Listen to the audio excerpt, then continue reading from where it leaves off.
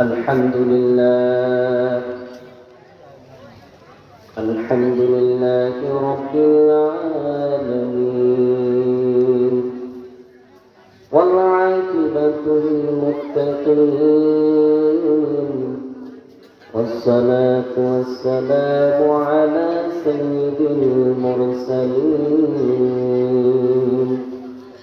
وعلى آله وأصحابه أجمعين.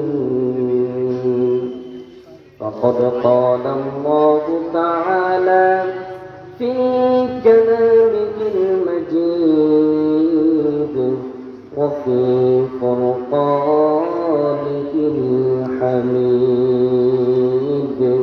أعوذ بالله من الشيطان الرجيم. بسم الله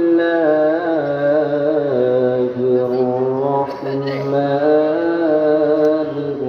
الرحيم. الله لا إله إلا هو الحي